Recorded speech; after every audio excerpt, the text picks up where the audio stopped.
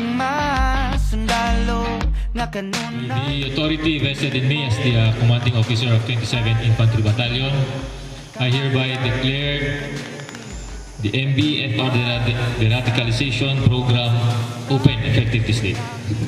So kaning proseso karon nga inyong giagian, isa ni sa pagpamatuod sa inyong kamatinunanon sa pagbalik sa atoang pagsuporta sa atong gobyerno. Nagpapasalamat ako sa inyo, lalo na sa inyo, sa pag-volunteer o pag-attend dito sa program.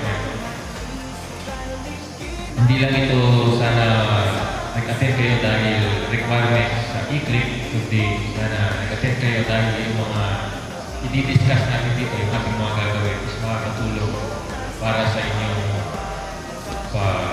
pag-unlan, hindi lang sa inyo, pati na rin sa komunidad natin. Maraming salamat sa inyo. So, kung natin mga pag-unaw na sa una na pagtuo o pag-unaw na with regards sa violent views, meaning mga kumbate na karakter na ito, agresibo sa kanilang ito, kung kinihira na karon dito yung bumatunan na mausod ni ang Ginoo. Kami nga si SWDO, ang atong programa, o even the whole national government, the Davao City government, wala nang nagpili sa tahanan. Ang atoang istenta as to our mandate, no, sa mga programs and services.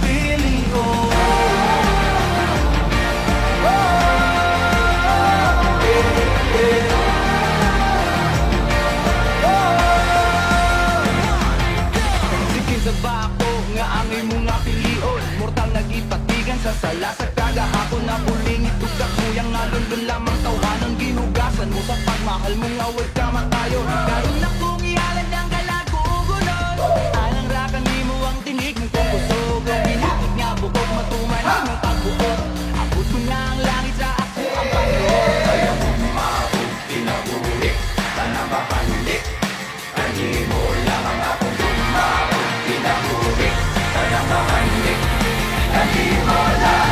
Kinsabay dili ganahan ni sugaling kinabuhi nagpasausa kabahan nga imong ipili kung nagawa niya mo kanimo nga sa agawan ka itugnaon o pili ko.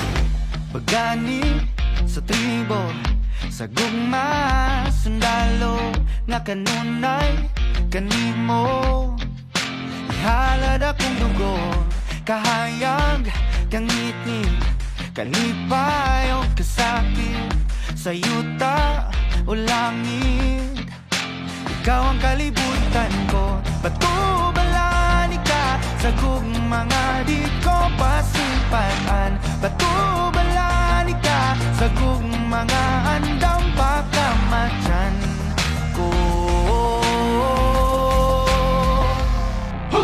Kinsabay dili ganahan ni sugaling kinabuhi nagpasausa kabahan di nga imong ipili kung adlaw-adlaw niya imo kanimo nga sa adlaw-adlaw ka